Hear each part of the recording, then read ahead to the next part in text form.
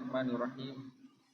Alhamdulillah hamdan katsiran tayyiban mubarakan fihi kama yuhibbu rabbuna wa yarda.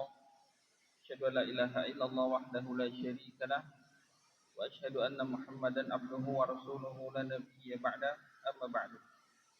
Wa qala Allah ta'ala fil Qur'anil Karim, ya ayyuhalladzina amanu taqullaha haqqa tuqatih wa la tamutunna illa wa antum muslimun.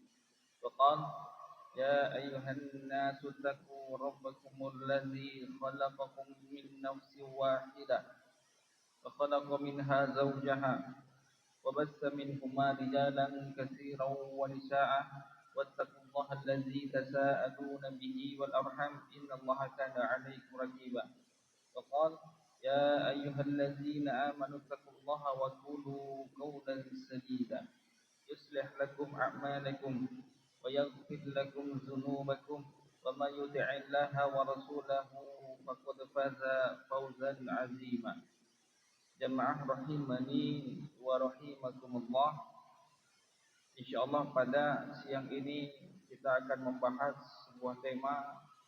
Kita akan mengupas sebuah penyakit hati yang ini banyak menimpa manusia.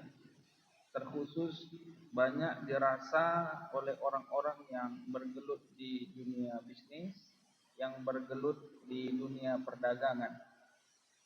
Kita akan membahas penyakit hati, yaitu iri dengki.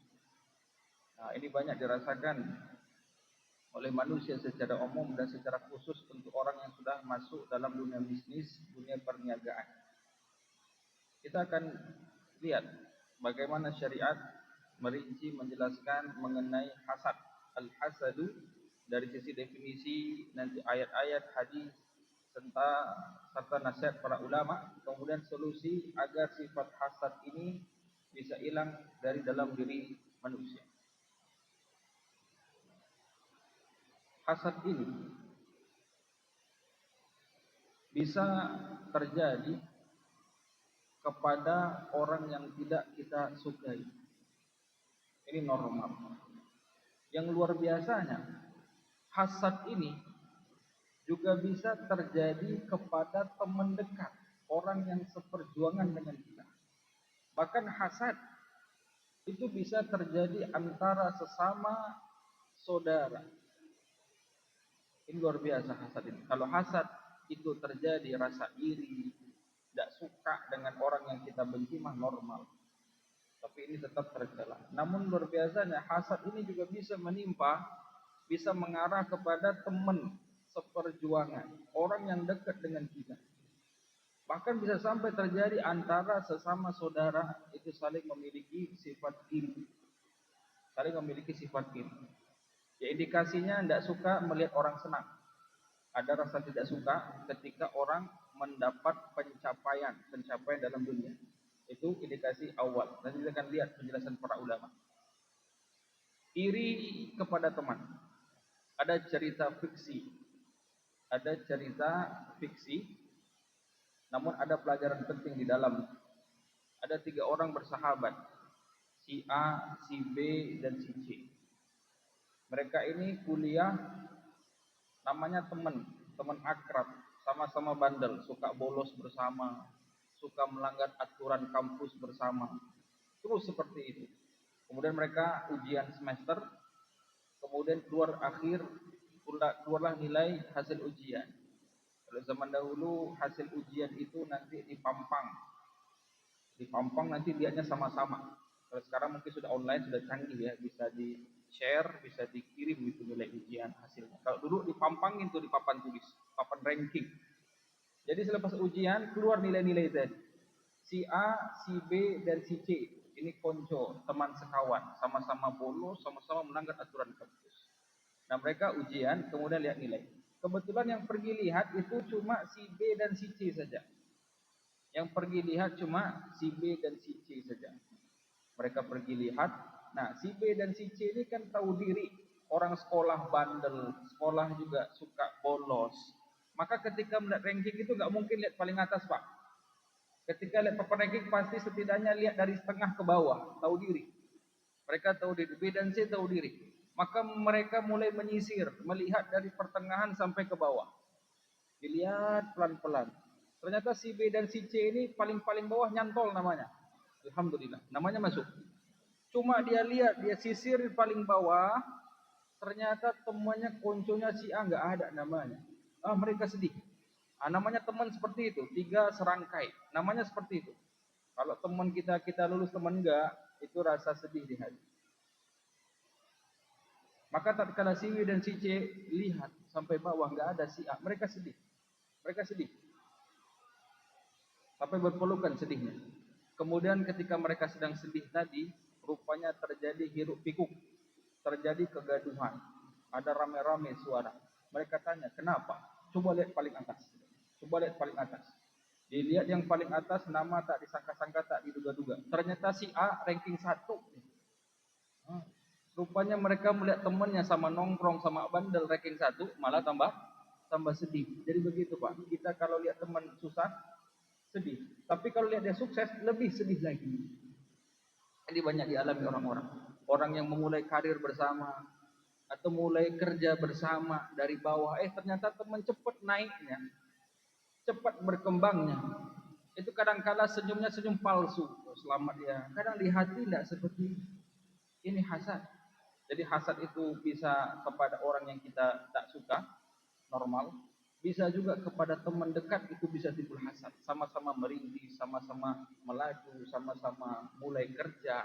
Itu kadang bisa terjadi. Bahkan hasad itu terjadi di dalam hubungan saudara. Bersaudara itu bisa saudara dengan yang lainnya. Atau antara, biasanya tuh kalau pulang kampung Pak. Kalau pulang kampung, itu kadang ada mertua itu banding-bandingkan menantu satu dengan menantu dua. Wah, saya kalau ke menantu yang A seneng gitu ya, menantu yang ini enggak gitu ya. Itu juga bisa timbul iri antara satu sama lain, antara menantunya, juga antara anak bisa. Itu hasad itu luar biasa. Hasad itu bisa terjadi kepada orang lain, kepada teman, bahkan kepada keluarga. Kita lihat apa itu hasad. Apa itu hasad? Keterangan para ulama di antaranya Ibnu Hajar Al-Asqalani, beliau menjelaskan hasad itu tamani asy-syakhsi zawala ni'mah an mustahiqqin laha. Iri itu, hasad itu adalah keinginan seseorang, ingin sekali seseorang itu agar hilangnya nikmat dari orang yang mendapatkannya. Keinginan seseorang agar nikmat yang diperoleh temannya itu hilang. Dia tidak suka temannya dapat kenikmatan, dapat karunia Allah. Maka tadi indikasi dasar hasad itu, kita tidak suka nengok orang sukses. Tidak suka saja. Baik dia teman ataupun tidak kenal. Terutama yang kenal-kenal biasanya. Itu tidak suka saja. Kenapa dia lebih cepat melejitnya dari kita? Lebih cepat terangkatnya dari kita. Lebih cepat berkembangnya dari kita. Itu kadang, itu mulai yang namanya hasad. Dan ini tentu tidak baik. Di zaman Nabi SAW pernah terjadi hal serupa. Cuma ini positif. Ini dalam amal soleh. Tapi tetap ditegur oleh Allah Ta'ala. Tetap ditegur oleh Allah Ta'ala. Hadis riwayat Tirmizi, juga riwayat Ahmad, derajatnya sahih.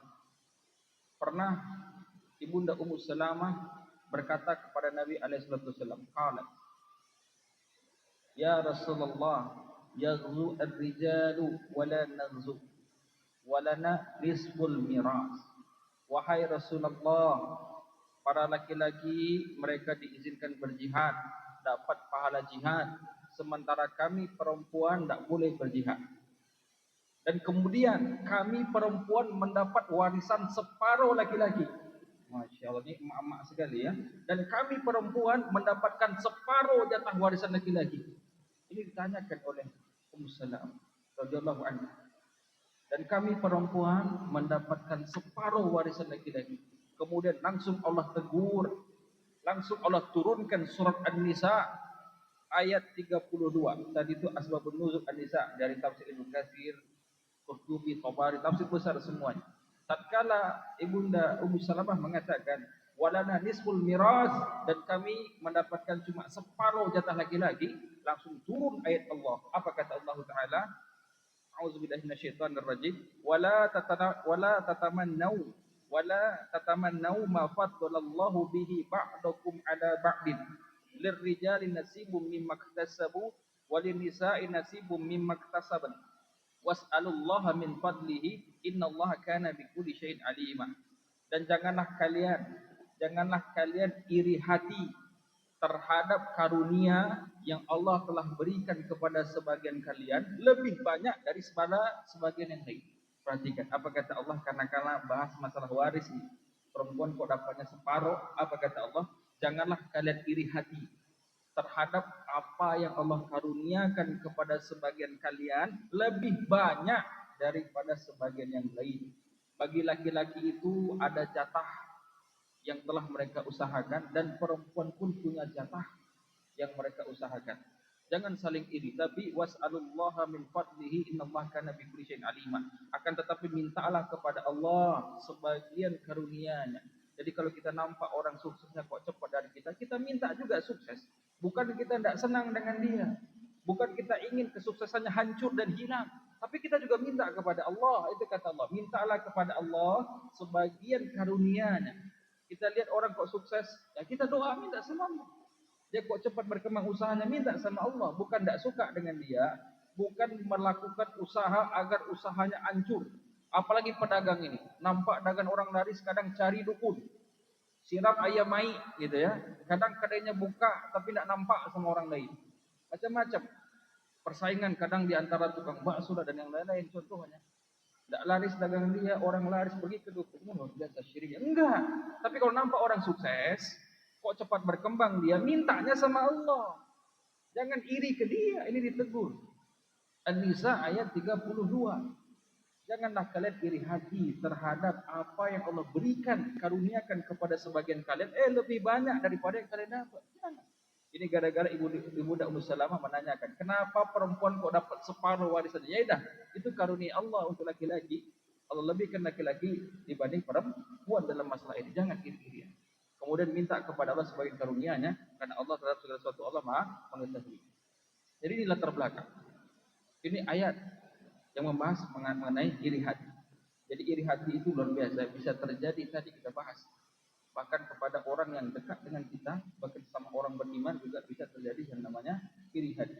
Kemudian Ibnu Qayyim mengatakan rahimahullahu taala, sebab orang memiliki hasad itu, al-aslu al-hasad huwa bughdu ni'matillahi 'alal mahsud wa tamani zawaliha. Sebab orang itu memiliki hasad, atau akar dari hasad adalah benci melihat orang lain mendapat nikmat Allah. Masya Allah, berarti tidak baik. Dia benci melihat orang lain itu mendapat nikmat Allah dan dia ingin nikmat itu hilang. Berarti ini juga bentuk protes. Seakan-akan dia protes, kenapa Allah kasih kok ke dia? Ini bahayanya hasad. Kita kalau belajar sejarah, Pak, kehancuran orang-orang Yahudi Bani Israel karena iri. Karena iri, Nabi terakhir bukan dari suku mereka, tapi dari bangsa Arab. Kehancuran Abu Jahal. Kehancuran Abu Jahal. Abu Jahal itu, Pak, silahkan baca sejarah. Abu Jahal itu dahulu namanya Abul Hakam. Bukan bapak kebodohan, tapi dahulu julukannya adalah bapak kebijaksanaan. Bapak kebijaksanaan. Dia dahulu orang terpandang, orang pintar, orang dermawan, orang bijaksana. Ini yang Abu Jahal itu. Dulu namanya Abul Hakam, indah namanya. Bapak kebijaksanaan. Hanya saja sukunya Abu Jahal, Bani Makhzum, itu sering bersaing dengan sukunya Nabi Muhammad Bani Hashim. Mereka saling berkompetisi seperti rival. Kalau suku Bani Hashim itu melakukan sedekah, mereka sedekah.